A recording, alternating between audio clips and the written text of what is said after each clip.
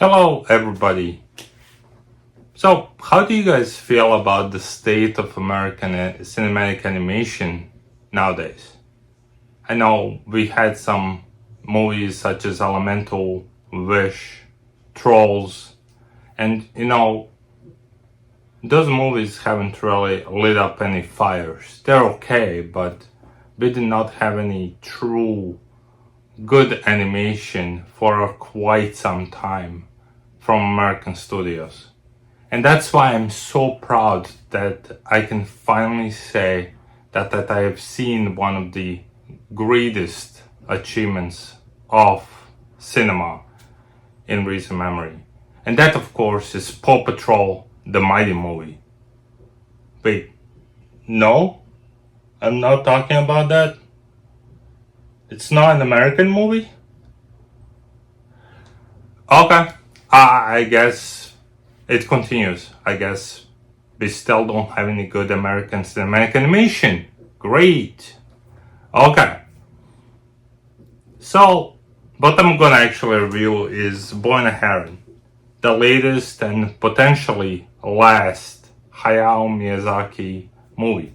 I mean, we'll see how that goes, considering that Wind Rises was supposed to be his last movie. But here we are, 6 years later, with another one.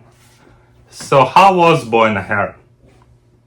In one word, it was very unique, it was spectacular to watch. And if this is truly his final work, it is gonna be his grand magnum opus. And it's just everything in this movie clicks, it works. From animation to the performances, characters, everything is the way he envisioned it. You can see it.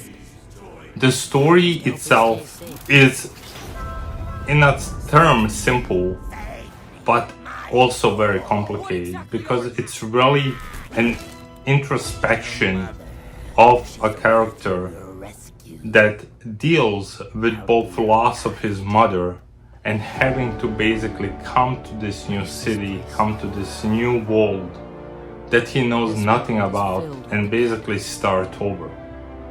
And that's essentially what the movie is. It doesn't sound very magical in that term, and those aspects are true to life. It seems like it is taking a lot from Miyazaki's life itself. It's almost like a biography, a pseudo-biography of his life, at least with the dealing of loss of his mother and father that was expecting certain things from him and all of that. And on the other hand, we have the whimsical side of the Ghibli magic that we are so used to and expect from every movie that they made. And when it comes to that aspect of it as well, the movie absolutely does not disappoint. There are sequences in this movie that I watched it twice and I still don't know how they animated this. There are sequences with fire that are just stellar. Sequences with there are a couple of scenes where the hallways and stuff start bending almost like an Inception style, and that particular sequence is so well animated and choreographed and it's amazing.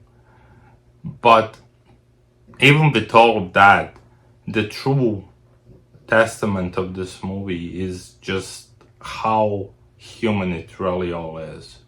The whole movie basically deals with two sides. You have the real world, and then you have this kind of called a castle or a tower that our main character goes into, and they're almost like a flip coin of the same world, except you don't really know how the rules work in this tower.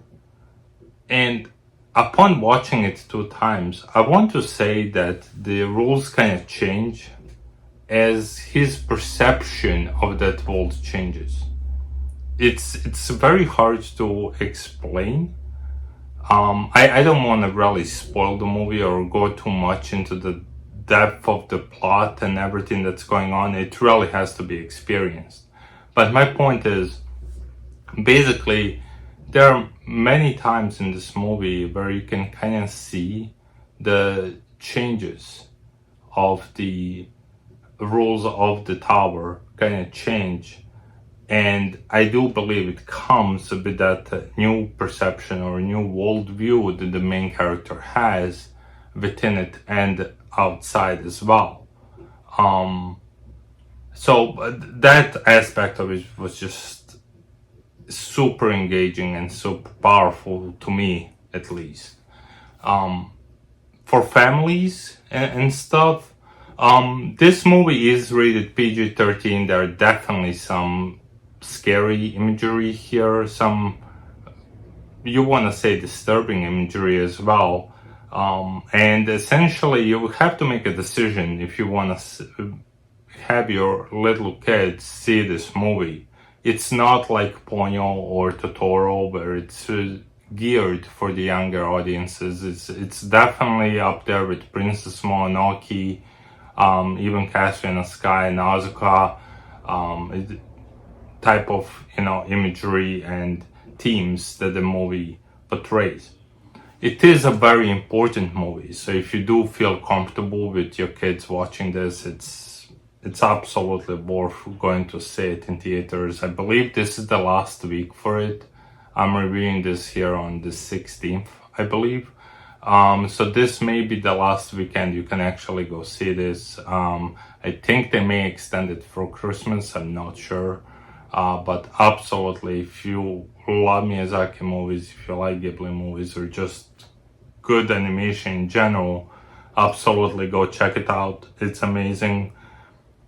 Story, choreography, animation, it's gonna blow you away. There are aspects of it where it feels disjointed, but it feels disjointed because his perception of the world is disjointed. And this being partially, like I said, a biographical movie of Miyazaki, that he's essentially leaving this whole thing for his grandson that he may not spend that much time with, being that he's in his 80s now. He wants to leave that as a memoir of sorts about his life, how he perceived it and all of that, and that is just amazing. Again, the original title of this movie was How Do You Live in Japanese, and it would have been more amped title even for this release here in the States, but it would not get butts in seats, so here we go, we have Boy and a Heron. But nonetheless, movie is amazing, go check it out, and please, if you like this review, hit the like button, subscribe to my channel, and please look forward to the next reviews from my channel as well. Until then, happy holidays and see you guys later.